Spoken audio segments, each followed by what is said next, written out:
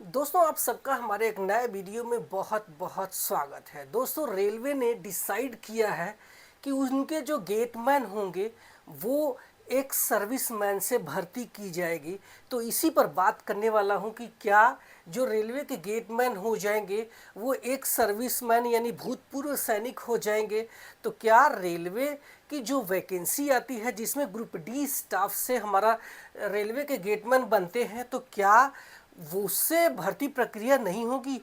क्या वो job railway group D का अब नहीं रह जाएगा? तो इसी पर बात करने वाला हूं। तो रेलवे ने एक लेटर निकाला है, उस लेटर के बारे में भी चर्चा करेंगे कि आपका जो है कौन सा लेटर है। आप देख सकते हैं हमारे पीछे ये जो है एक गेट है जिसको हम इंजीनियरिंग गेट बोलते हैं। रेलवे में दो तरह का गेट होता है, एक होता है इंजीनियरिंग गेट और दूसरा होता है ट्रैफिक गेट। अब इंजीनियरिंग गेट वो होते हैं जो कि स्टेशनों के बाहर होते हैं, जिनका जो है पहनावा आप देख सकते हैं। ये हमारे इंजीनियरिंग डिपार्टमेंट के कर्मचारी हैं जिनकी जो भर्ती है ये इंजीनियरिंग डिपार्टमेंट के ज़रिए होते हैं।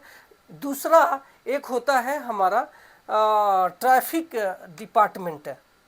आप यहाँ पे ट्रैफिक डिपार्टमेंट का गेट देख सकते हैं, जो कि पॉइंट्समैन लोग होते हैं। इनका पॉइंट्समैन का भी आप ड्रेस देख सकते हैं जो कि पॉइंट्समैन का होता है।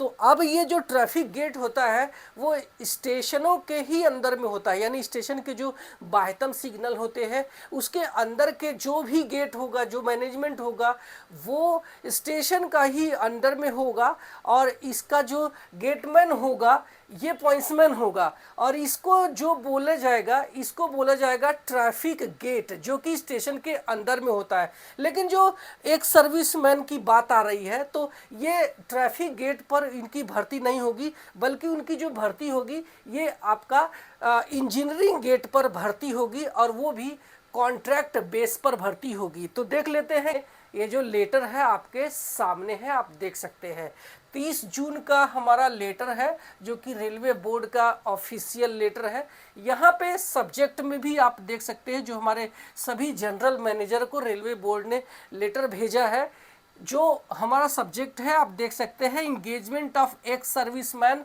As gateman on contract basis, यानी कि ये जो गेटमैन होंगे ये कॉन्ट्रैक्ट बेसिस पर होंगे, कोई परमानेंट इसमें ये एम्प्लॉय नहीं रहेंगे। आप इस बोर्ड का जो है लेटर भी दे सकते हैं। हमारी जो रेलवे अगर कोई चीज़ जारी करता है तो उसके लेटर नंबर के साथ में जारी किया जाता है, आप देख सकते हैं। लेटर में लिखा है कि attention is invited to board's letter under reference above, keeping in view of operational requirement the aforesaid scheme has been reviewed and boards MIMFCRB have decided that ex-serviceman may be engaged at gateman in engineering department. आप देख सकते हैं यहाँ पर clear लिख दिया है engineering department, जो मैंने अभी जस्ट इंजीनियरिंग डिपार्टमेंट का गेट आपको बताया जो कि स्टेशनों के बाहर होता है। और आपको बता दूं कि इसके बाद ये जो होगा ये the zonal railway on contract basis directly through एक serviceman welfare boards under the central state governments.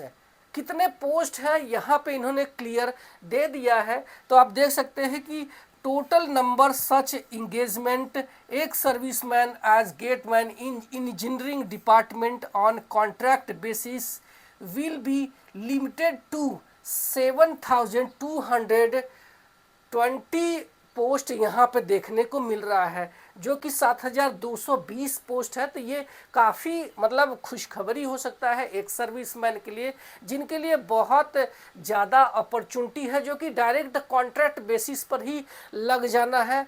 बहुत इसमें कोई ताम झाम नहीं होगा कि आपको ये परीक्षा पास करो, वो परीक्षा पास करो। सीधा आप जो है इसकी नोटिफिकेशन आएगी, उसी समय से आप अपने फॉर्म भर सकते हैं। इसमें आप देख सकते हैं कि किस जोन के लिए कितनी पोस्ट यहाँ पर रहने वाली है, जिसमें सेंट्रल रेलवे मुंबई में आप देख सकते हैं 152 वैकेंसी है। ईस्ट कोस्ट रेलवे में हमारा 206 पोस्ट है। ईसीआर में आपका 1795 वैकेंसी सबसे ज़्यादा लग रहा है कि वहाँ पे है वैकेंसी, जो कि हमारा ईसीआर में है। ईस्टर्न रेलवे में है 244, एनसीआर में कोई भी वैकेंसी यहाँ पे एक सर्विसमैन की नहीं है। एनईआर नॉर्थ ईस्ट रेलवे में 91, एनएफआर यानी नॉर्दर्न फ्रंटियर रेलवे में 730 वैकेंसी है। वहीं हम एनआर यानी नॉर्दर्न रेलवे की बात करें तो यहाँ पे 1286 वैकेंसी देखने को मिल रहा है।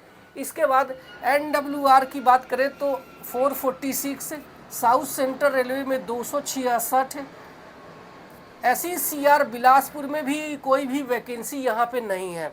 इसके बाद एसईआर में 53 वैकेंसी, सदर्न रेलवे में 918, एसडब्ल्यूआर में 67, डब्ल्यूसीआर जबलपुर में भी कोई वैकेंसी नहीं है। वेस्टर्न रेलवे में भी 66 वैकेंसी है। टोटल 7220 वैकेंसी है। तो ये एक सर्विसमैन लोग अप्लाई करेंगे, ये आम छात्रों के लिए नहीं है। अब सवाल ये उठता है कि जो रेलवे ग्रुप डी से गेटमैन की भर्ती होती है तो क्या उस पर असर पड़ने वाला है? तो आपको बता दूं कि इस पर कोई भी असर नहीं पड़ने वाला है।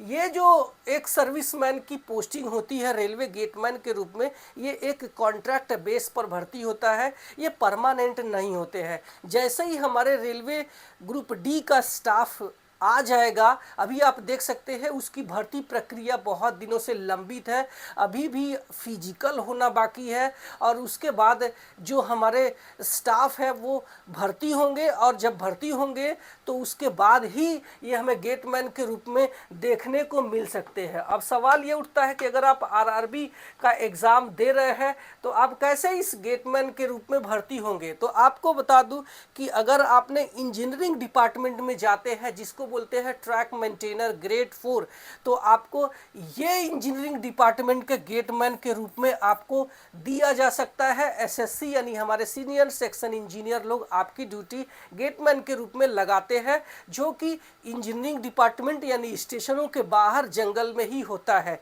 अब बात आती है कि जो हमारे ट्रैफिक डिपार्टमेंट के गेटमैन होता है, जो कि स्टेशन के अंदर में होता है, जिसको सिर्फ और सिर्फ पॉइंट्समैन लोग ही ऑपरेट करते हैं, तो इनका जो भर्ती होगा तो इनके लिए पॉइंट्समैन भी अगर आपने अप्लाई किया हुआ है तो ये आपको पॉइंट्समैन के रूप में भी ड्यूटी लगाते हैं, और इसके अलावा गेट पर भी आपकी ड्यूटी लगाते हैं।